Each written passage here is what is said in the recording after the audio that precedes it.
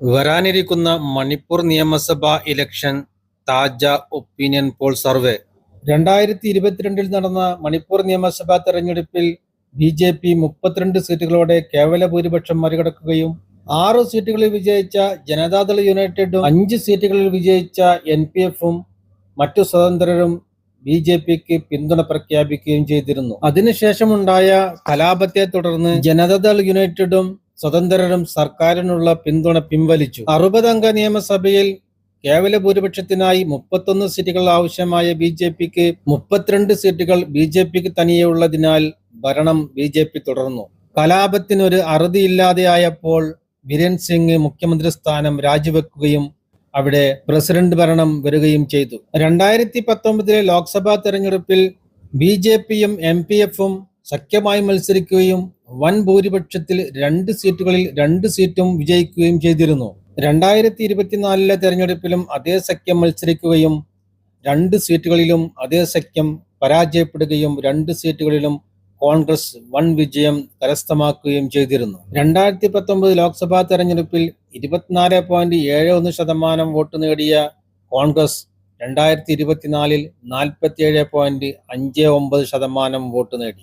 2019 ലോക്സഭാ തെരഞ്ഞെടുപ്പിൽ ഒരു സീറ്റിൽ മത്സരിച്ച MPF 22.55% നേടി ഒരു സീറ്റും നേടിയിരുന്നു. 2024 ലോക്സഭാ തെരഞ്ഞെടുപ്പിൽ 18.87% വോട്ടുകൾ മാത്രമാണ് MPF-ന് നേടാൻ സാധിച്ചത്.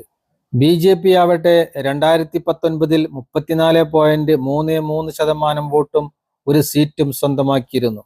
കലാപത്തിനിടെ നടന്ന 2024 ലോക്സഭാ തെരഞ്ഞെടുപ്പിൽ 34% നിന്നും 16% വോട്ടുകൾ കുറഞ്ഞു. അടുത്ത 60-അംഗ മണിപ്പൂർ നിയമസഭാ തെരഞ്ഞെടുപ്പിൽ മണിപ്പൂരിലെ ഓരോ ജില്ലകളിലും ഓരോ മുന്നണികൾക്കും വിജയസാധ്യതയുള്ള സീറ്റുകൾ. മണിപ്പൂരിലെ ജില്ലകളിൽ ആദ്യം നോക്കുന്ന ജില്ല ബിഷ്ണുപൂർ ആണ്. ബിഷ്ണുപൂർ ജില്ലയിൽ 6 സീറ്റുകളാണുള്ളത്. 6 സീറ്റുകളിൽ 4 സീറ്റുകൾ വരെ കോൺഗ്രസ് സഖ്യവും 2 സീറ്റുകൾ വരെ BJP സഖ്യവും നേടാനാണ് സാധ്യത. അടുത്ത ജില്ല വെസ്റ്റ് ഇംഫാൽ ആണ്. വെസ്റ്റ് ഇംഫാലിൽ 13 സീറ്റുകളാണുള്ളത്. 13 സീറ്റുകളിൽ 9 സീറ്റുകൾ വരെ കോൺഗ്രസ് സഖ്യവും 4 സീറ്റുകൾ വരെ BJP സഖ്യവും നേടാനാണ് സാധ്യത. അടുത്ത ജില്ല ഈസ്റ്റ് ഇംഫാൽ ആണ്. ഈസ്റ്റ് ഇംഫാലിൽ 11 സീറ്റുകളാണുള്ളത്. 11 സീറ്റുകളിൽ 9 സീറ്റുകൾ വരെ കോൺഗ്രസ് സഖ്യവും 2 സീറ്റുകൾ വരെ BJP സഖ്യവും നേടാനാണ് സാധ്യത.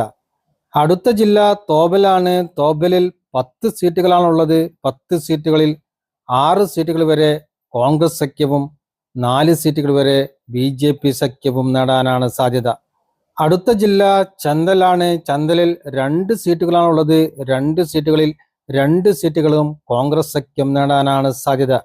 BJP സഖ്യത്തിനോ മറ്റു കക്ഷികൾക്കോ അവിടെ സീറ്റുകൾ നേടാൻ സാധ്യതയില്ല. അടുത്ത ജില്ല ഉഗ്രൂൽ ആണ്. ഉഗ്രൂലിൽ 3 സീറ്റുകളാണുള്ളത്. 3 സീറ്റുകളിൽ 2 സീറ്റുകൾ വരെ കോൺഗ്രസ് സഖ്യവും 1 സീറ്റ് BJP സഖ്യവും നേടാനാണ് സാധ്യത. അടുത്ത ജില്ല സേനാപതി ജില്ലയാണ്. സേനാപതിയിൽ 6 സീറ്റുകളാണുള്ളത്. 6 സീറ്റുകളിൽ 3 സീറ്റുകൾ വരെ കോൺഗ്രസ് സഖ്യവും 3 സീറ്റുകൾ വരെ BJP സഖ്യവും നേടാനാണ് സാധ്യത. അടുത്ത ജില്ല തെമംഗ്ലോങ് ആണ്. തെമംഗ്ലോങ്ങിൽ 3 സീറ്റുകളാണുള്ളത്. 3 സീറ്റുകളിൽ 1 സീറ്റ് കോൺഗ്രസ് സഖ്യവും 2 സീറ്റുകൾ വരെ BJP സഖ്യവും നേടാനാണ് സാധ്യത. അടുത്ത ജില്ല ചുരാങ് ചന്ദ്പൂർ ആണ്. ചുരാങ് ചന്ദ്പൂരിൽ 6 സീറ്റുകളാണുള്ളത്. 6 സീറ്റുകളിൽ 3 സീറ്റുകൾ വരെ കോൺഗ്രസ് സഖ്യവും 3 സീറ്റുകൾ വരെ BJP സഖ്യവും നേടാനാണ് സാധ്യത. മണിപ്പൂർ നിയമസഭയിലെ ആകെയുള്ള 60 സീറ്റുകളിൽ 39 സീറ്റുകൾ വരെ കോൺഗ്രസ് സഖ്യവും 21 സീറ്റുകൾ വരെ BJP സഖ്യവും നേടാനാണ് സാധ്യത.